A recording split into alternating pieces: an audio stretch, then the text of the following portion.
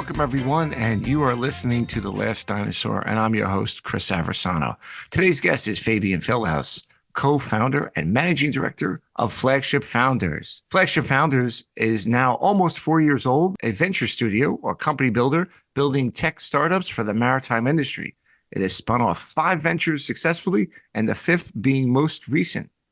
These startups are all SaaS companies that aim at digitizing their respective field in maritime, from crew changes and ship inspections to emissions management to information retrieval and management, as well as arrival optimization in ports.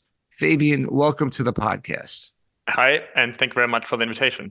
You know, this is exciting. If you're a regular listener of the podcast, you know, we had on recently Neil Gartzman of the Dock. So one of the things that I wanted to do is to really talk about this space and really talk about how important it is and the good work that the companies are doing and really what the future holds for our industry, because a lot of it is not necessarily dictated, but there's a course of action here that companies like Neil's and now Fabian's undertake. So Fabian, tell us about what you have going on today at Flagship Founders, and a little bit about kind of, you know, how you got there. Yes, let me tell you the story of Flagship Founders a little bit. So first of all, I don't have a maritime or logistics background. I studied classical business administration with a focus on media some years ago, back then in Hamburg, and joined the startup scene, which is in Germany, especially located in Berlin now, around 12 or 13 years ago. Started to build companies in, for example, e-commerce, house cleaning, on the B2C and B2B world. Everything without maritime connection, but I learned about the concept of a company builder or a venture studio, as we call it.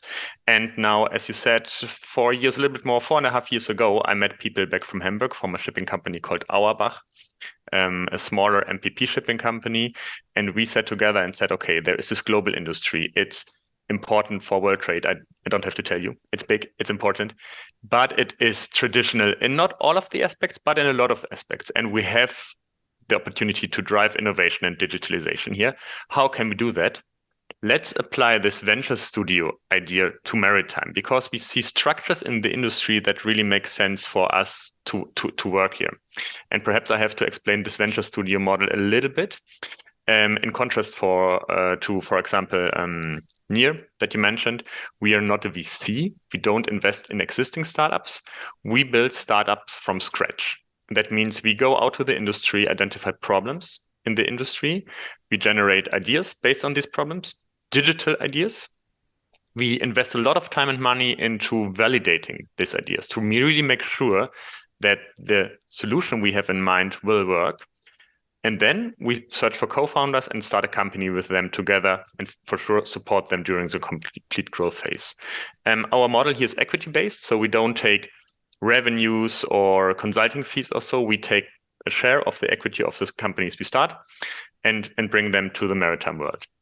That's really interesting. And I appreciate you kind of giving the nuanced difference, because I do think, and I'm probably guilty of that, is you start to lump some of these companies in together. So you do this, you identify ideas, and then you go in and you kind of build it out. You identify a co-founder. When you start, right, I think one of the things that I love to talk about the successes. You've had 5 so far. What are some of the challenges when you walk in and you start looking at a company and bringing it to the market, you know, as you start this process? I always say it's people, product, profit in that order. Let me explain that a little bit. People is for us users, people in the industry with a specific problem. They say, okay, would love to have this solution, because especially in industries like maritime, there are very good, very abstract ideas. We can build a cargo marketplace for dry bulk. We can build, shopping infrastructure marketplace for S&P or so on. But very often there are no users in the industry who have a really big problem around that. So we always say, okay, we need people. We need a person who says, I have a specific problem and this specific solution will help me. That's why we always start with people. Then for sure, it's product. Here the question is, can we build it? there are great ideas, especially around hardware, ship efficiency, but we are building software. So do we have the capabilities, the resources, and the know-how to build it? That is the product part for it. And then third is profit. Will this idea make money? And especially in maritime, is the market big enough? Because there are a lot of very, very interesting problems and solutions, problems and ideas, where people say, I would love to have it solved, and I'm happy to pay 10 euro per vessel per ship per month. Yeah, you're laughing, but that's how it is.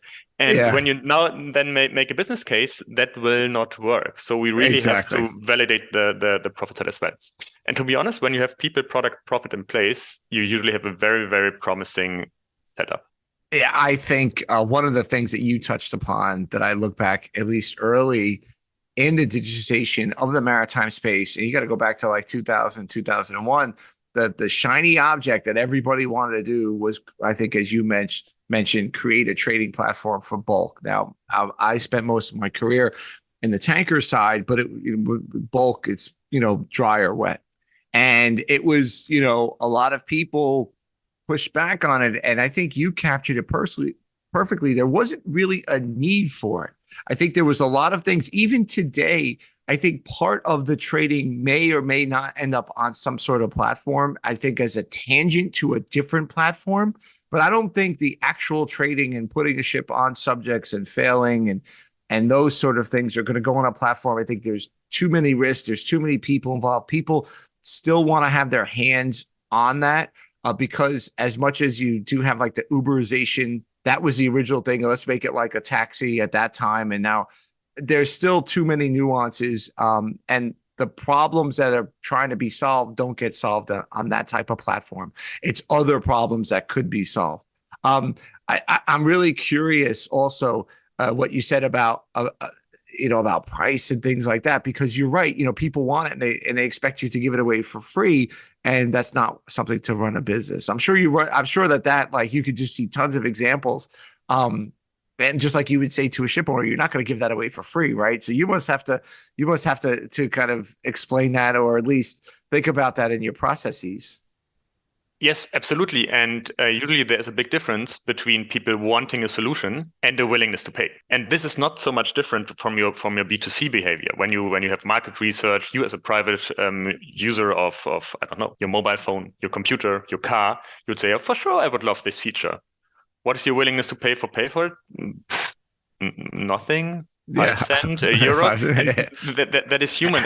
And that's why it is very important for us to differentiate between problem solution and willingness to pay and market sizes. I think the last thing is the market size, because what people do forget, it is the industry. It's a little outsized, and then you kind of think about the efficiency of the industry itself, because you talk about your $1 trillion of trade on all the ships, but you're talking about, I think, if you look at all the ships, or at least the ocean going 80,000 maybe, or something like that. So if you're talking about associating with the actual ship, that's a finite market, right? And there's only a finite number of ships. And I think that's kind of interesting, because the value of the goods is $1 trillion. So that's a big piece of the pie.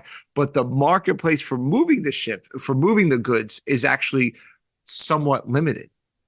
It's somewhat limited, nevertheless, in a lot of aspects big.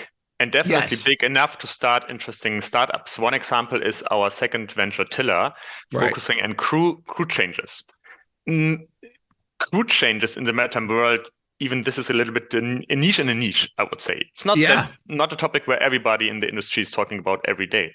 Nevertheless, shipping companies are spending around $8 billion per year for flight tickets for seafarers. 10% optimization in this area, in this market, is a chunk of money where we say that's definitely worth it. And the interesting part is that this optimization is almost not doable on a single shipping company level. Perhaps Maersk can do it. Perhaps Hapag-Lloyd can do it. Right. But the long tail, the more like SME kind of companies, shipping companies, they don't have the resources, the know-how, and the time at the end to build such an optimization platform by themselves. So they have, before we start a company for that, they have almost no choice for this optimization. And that's where we start to be start to look into the ideas very, very in depth.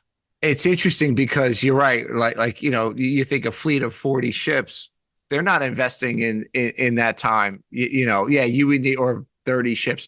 Which if you look at it as a standalone, that's a significant, MR. That's a significant MR player. But from a crewing point of view, if they do all their crewing in house and don't, outsource it to a crewing company or to a technical manager, it is something that is probably very low on their priority list because, like you said, it's only, it may take a while to get that return on investment, which is an interesting way of looking at it. Speaking of investment, the landscape has changed in terms of, fundraising itself right now. Tell us a little bit about, that change. What's the environment like right now? And kind of, is this changing what you do fundamentally or just kind of having to approach it differently? Is not changing what we are doing, and for us overall the fundraising climate is positive. When you read the news, there's a lot of negativity around VC investments, around startup investments for the last around 2.5 years. I believe in a lot of aspects this is a kind of healthy correction. There were crazy business models, hyper growth business models where SoftBank or the Silicon Valley was investing $100 million per month in business models. And I believe here a correction is healthy. We as a company builder, we try to de-risk our ventures wherever possible. And we are building very lean companies. This is somehow connected to what we discussed before, to market sizes. When we say, oh, look, there is an interesting company with a market potential. Tiller, as I said, 8 billion cost of crew changes, 10% saving potential, and then the market potential overall is 800 million, give or take. Is this enough to build a unicorn? I don't know. Perhaps it's still a little bit too small. But we can build a very, very healthy, successful, fast-growing company with a limited amount of money. So our financing need on venture level is way lower than you know it from, I don't know, OpenAI, WeWork, pizza delivery services, or all the big B2C games. Yeah, or even let's just reel it back to what our industry is. Even some of the stuff, as you mentioned, with the hardware startups. Yes. You're looking at the wind assist technologies. Again, I'm not picking on them because I've mentioned this recently as well, but that's a hefty investment in capital, more capital than software, server space, things like that. Yes. So overall, I would say that a lot of investors change their opinion going from the unicorn hyper growth cases to a little bit more stable, a little bit sustainable, a little leaner solutions. And here we are pretty well positioned, I would say. And the other, positive trend for us is performance in the shipping industry and the markets in the shipping industry. I don't have to lie here. It was not predicted, not planned, but what happened in the last 2.5 years in the shipping industries is good for us. A lot of shipping industries are investing in us. A lot of shipping industries are investing in our ventures. And a healthy market and a healthy industry is definitely helping us on the fundraising front as well. And I also think, too, with the adaptability, I think there is a shift in people are becoming more comfortable in using technology in certain areas than they were 5 or 10 years ago. Certainly as it becomes ubiquitous in their own life, using, ChatGPT or something else, or even, Uber, as we mentioned before, or, as some of the senior management becomes, let's say, some of the really older guard starts to leave, and then you start to get my generation, the Gen X folks who are kind of, who have had to adapt, right? Who started with no technology and now are fully immersed in technology, start leading these companies. They have to adapt to that. So I think that's kind of an interesting shift and something that, we're seeing overall in the industry. Speaking of adapting, is this something now where, let's say even a couple of years ago, you may have had to gone in and explain what you're doing to companies, or is it because you've identified things and maybe working hand in hand with companies, less explanation is needed? Is that something that kind of talk a little bit about the shift in the mindset of your consumers, I think? That's a very good question. I believe it's both. I think there is a big shift of mindset when I compare ship conferences around 4 years ago to the recent one we visited this year. Digitalization, digital tools, the tech ecosystem is a way bigger topic. There are, yeah, I would say on every conference, it is a topic. People, as you said, understood that this will be part of their future and that they have to move. On the other hand side, we still have to explain and somehow educate very, very often. One great example is when we're talking about not so much using, but investing in startups. A lot of shipping companies say, wow, that's a great idea. I love the startup. I love the team. Let me invest. How much should I pay for 51% of the company? And then we say, A lot, and B, we will not allow you to do that because when you pay 51% of the company, that's not a startup anymore. It's a mini acquisition, then it is not independent anymore. Yeah. You own it at the end. And here we have to do some education as well, what it means to work with startups, what it means to invest in startups. Yeah, that's something I'd like to talk a little bit about because you brought that up before and you said, how shipping companies are starting to take a more of a proactive investment side. How does that come about? Are you going out and pitching these shipping companies, or are they approaching you and saying, "Hey, listen, you have a venture studio," and do they come in and say, "I want you to invest in this," or are you pitching them, or are they just saying, "Hey, I have a tranche of money. I want to put it in, and in this type of investment, almost, I don't care what it is next. I just want to be involved." Like, how are you, like, how are these companies approaching you? Because you're right, companies do have more cash, and the smart companies aren't running out and buying ships because we've seen that happen too much. I was having a conversation with somebody who's in the rail business. He's very senior. And I said, I remember, and he follows the container market very well. And I said, I remember walking my dog about 3 years ago during kind of the first year of COVID being done. We kind of had some light at the end of the tunnel and just reading Splash or Tradewinds or Lloyd's and watching every morning 6 new container ships, 8 new container ships, 12 new. And I'm thinking to myself, this is going to be a disaster at some point. And I also remember thinking, this is really good discipline from the tanker side, which happened to be a little bit more subdued in the bulk side. These guys, they're not going to have any space, which is just going to automatic case for a supply demand shift in the owner's favor at some point. Not thinking about sanctions or Houthis or anything like that, just from a pure supply demand. So they have extra money because they started making money. So how do you go into the market, into these guys and kind of do, like, how does that relationship work? I'm curious. So I think the initial touch point is more boring than expected. It's network. I think we have a strong brand. We know a lot of people. We get introduced to a lot of people who are interested, and then you talk to shipping companies. What is important to understand is that we are always talking about 2 levels of potential investments. There is a direct investment in a startup we start, in a venture we start, Kaiko, Tiller, 044, and a lot of shipping companies invested directly into the startups. They say, okay, we want to pick actively the topics and the teams and the ventures we like most, and then we have a direct connection to the venture. That is the one layer. The other layer is investing in flagship founders as well, directly. As I said, we don't generate revenues via fees or consulting or so we have to finance ourselves as well with investor money. And this is, I think, a pretty interesting opportunity for a lot of companies who don't want to be so deep into portfolio management, because that's at the end what we are doing. We have a portfolio of startups where we own a share and you can invest in flagship founders directly.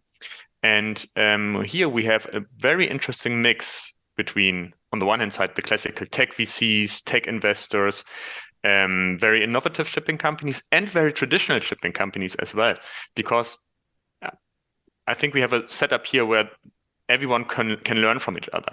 That the very traditional shipping company can see, oh, okay, that's how they do ideation. That's how they do build digital products.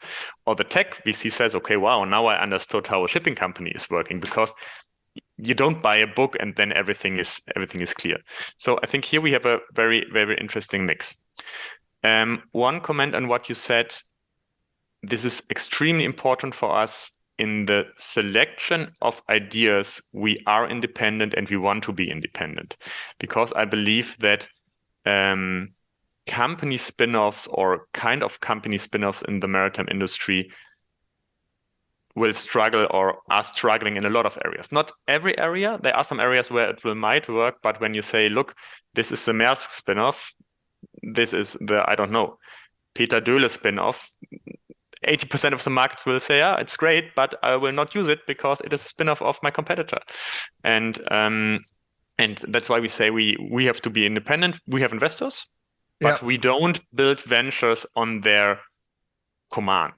Yeah. I think it's interesting because I think looking back, I mean, even in the marketplace that I've been in, which is, I'm a product manager for a product that we do sell into like the shipbroking and kind of pre-fixture space. And there's a major competitor that is backed by a broking house.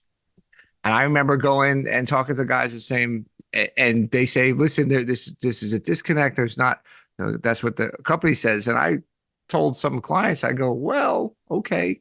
I said, but even if there is a disconnect, you're still giving them money. That's like sending them a fixture once a year. You're basically saying, here's a cross-med fixture, and you're just giving them the commission. I remember telling them, that was, even though I wasn't a salesperson, going out and having coffee, or it made them think about it. Now, it may not have changed everybody's mind, but and certainly that was just kind of the way that I presented it. But the point being is I'm sure that people think about that. Some people may like it, like, oh, if these guys are doing it, then I know it's backed well, and other people may have a different approach. I think it's definitely interesting. When you're going out, and this is, I'm really curious about this because, as I mentioned earlier, I spoke to Nir about the Nir Gartzman at the dock. And I'd love to get into your head on what do you define, or how do you find, and I think you gave us a little bit of a preview, a successful startup, something that you're going to back, and beyond just kind of the numbers, are you looking for something in the, this sounds like you guys do it differently. It looks like you find an idea and then a co-founder, or so it's a little different than, hey, I'm Chris, I have an idea about this. You kind of ideate. So how do you get to that point, and what are you defining on successful there? Yes, I slightly touched on the topic already, talking about people, product, and profit, that these are our steps during the validation. And yes, you're completely right. We identify problems, we generate the ideas, and then we match the co-founding teams on these ideas. How do you find, I think that's the question, is how do you find these co-founding teams? Are you actively out looking for them? Or is it just like, hey, I met this guy, he talked about it, let me see if he's available? Like, how does that work? Because I'm kind of like, that's like curious, because the other model of, I have a widget, I have an idea, I got two people, I know I could sell this, but in order to scale, I need funding. So how do you get to that point? But both areas are crucial, absolutely critical. We have a lot of functions like admin and sales and marketing and so on. But the key parts are identifying the right ideas and finding the right co-founders. And we invest a lot of time in here. On the co-founder level, that was your second question. I believe, and I'm really proud to say, we have the best co-founders in maritime tech in our ventures. Great people. We invested a lot of time in talking to them, finding them, and for sure a brand and a network is helpful. But at the end, it's a great team on our side, and it is a classical, headhunting and find good people process. One comment here: most of the co-founders of our ventures are not from the maritime industry. I think that's an interesting point. We as a company builder, we say we bring in the expertise, we bring in the network, we open the doors for you. But to really change things, ambition and the willingness to change things, and perhaps sometimes a little kind of naivety of a new person is, for me, way more important than expertise. You know how it is when you do crew changes. Again, it's a good example. When you did crew changes 20 years based on Excel, it's really hard to imagine this is the vision and I can change everything. And when you come in and say, let's change how we do crew changes, I start with a blank piece of paper. It's really interesting. But as I said, co-founders are definitely the most important and most success defining criteria. As I said, second one is finding ideas. And here we have several streams. We do classical ideation and we go through topic by topic through the industry and say, okay, what can we do about condition management? What can we do about bunkering processes and so on and so forth? The second is we look into other industries and see what technologies and processes are working there. What can we transfer? And the third one, and for me, this is the most important one, we talk to people in the industry and we especially talk to our partners and investors and ask not so much what's your idea, more what's your problem? What's really keeping you awake at night? What's really annoying you?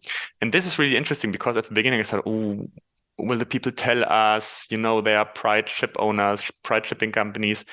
But 95% of the time, the reaction is more like, finally, there's someone asking. Here's my list. Yeah, it's really interesting. Yes. Yeah, I think that's the most interesting part because there are pain points. And like I said earlier, there was always kind of the very, and I think you mentioned the low hanging fruit of, oh, we're gonna revolutionize the trading process. And like you said, nobody, okay, maybe there's parts of it that could be a little better, but it's like the boring part of redoing a charter party, right? Like, and you're like, oh, well, now you got you had at one point 3 or 4 people and now it finally consolidated into one because I think the money wasn't there. Nobody wanted to pay the price that was kind of required for the amount of work. And it was a lot of work in kind of doing the charter party recap space. But beyond that, I think you're right. I think people, it was, here's my idea, now make it work. And I think especially in our industry where technology is being adapted, but slower. So they're cautious, that if you have enough people to say there's a problem, then I think that adaptability is certainly something that increases and could be something that you not only ideate on, but then are able to turn into into a product with the 3 Ps, which by the way, I wrote down and I love. When you go to people to fundraise, as you mentioned, either directly or directly into a product or less directly and into your company, and you have outside investors outside of the maritime space, are you still having to do a lot of explanation about what people do and what the peculiarities are? Because I think that's interesting to think about. Yes, the short answer is yes. We have to do a lot of explanation. I don't know why I'm coming back to the crew change example again. And, and I don't want to talk bad about these people. It makes sense because they're general investors, general VCs. But we pitched this crew change example and they were listening for 50 minutes and they asked, wait, the vessel is not collecting the seafarer at their home port? And it's not a stupid question when you never thought about this topic, when you never thought about how crew changes are working. You know what I mean? And for sure, we have to explain a lot. And crew changes compared to other things, let's talk about, I don't know, just-in-time arrival, EU ETS, fuel-EU maritime. This is comparably easy to explain. Yeah. Yes, we have to explain a lot how the industry is working. Yeah, that must be, I didn't even think about that. Yeah, crew change doesn't come to your port. Yeah, I guess. You have the picture in mind of a seafarer 100, 150, 200 years ago. The sailing vessel is calling Hamburg, and then there are 20 seafarers sitting at the dock waiting for the next job. No, that's not working like that anymore. To come in. Yeah, it's interesting because obviously that was such a huge issue during COVID where, crew couldn't get off for months beyond their contract because countries wouldn't let them out because I think there was just that thinking that, oh, well, that's not really our problem. Yet nearly every country that said, no, it's not my problem benefited from, if not those actual seafarers, other seafarers. Right. And I think that's part of the problem of our industry is somebody called it sea blindness, right? Is that as long as you have your toilet paper and your car and your glassware and you whatever, people don't care how it gets there, but it's the whole, background that takes all that effort to get it there without even you ever even thinking about it needing to be restocked. So yeah, I imagine you're right. Yeah, I imagine it is a pretty big thing to compare and contrast a little bit of because companies that you deal with. I know you deal with companies like the Doc all the time. It sounds like so that must be very different. We talk to them all the time. Yes, you can say it like this. There is a small but very active and very interesting group of maritime tech investors.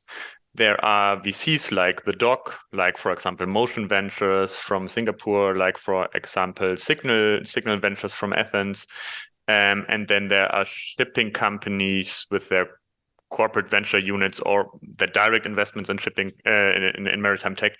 For sure, that's a different topic here. Here you usually have to explain a little bit more the startup economics, but definitely not the topics of the product. Yeah, I know we had Wilhelmsen on as well, who has their startup. Nicole, yes, who has their startup as well. As we start to wrap up, I love to ask this question. We're going to wrap up here, and we were talking earlier before we got going that you were at Posidonia and traveling and all these things. So as you're getting on a flight from where you are to Greece, or maybe come here, what are you throwing in your bag? What are you reading these days? Anything kind of interesting? Are you a big reading guy? And you could answer this by saying, I listened. We also said you listen to podcasts, you listen to audiobooks. I had a couple of people writing books. So what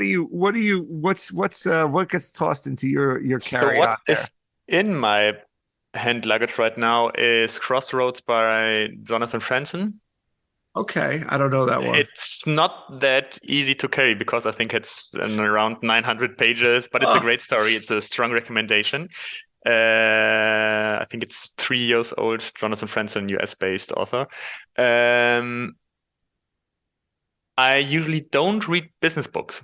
I like to read newspapers, I like to read news, but the classical business books, I very often have the feeling that it's a little bit of a waste of time, that the core of it, the focus of it could be explained and transported easier.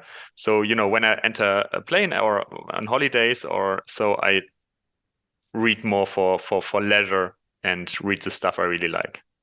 It's funny you bring that up. I read a book about marketing and it got great reviews. And I'm reading this and I'm like, this could be a blog post. And I nothing against the author. I'm like, you could probably do I could do 10 slides on my LinkedIn carousel and summarize exactly what this guy said. And again, but it got great reviews and all this other stuff. And I've looked at it in a couple of different places and I'm like, all right, well, I'll get it. It's not that big of a deal. I'm not going to mention the book. That's just my personal opinion about this particular book. I do find there's a couple of business books, not necessarily about business, but more about self-improvement business. The classic one that I come back to is Never Split the Difference, the book about negotiation by Chris Voss. If you read that, it is business, it is pleasure. It's a quick read.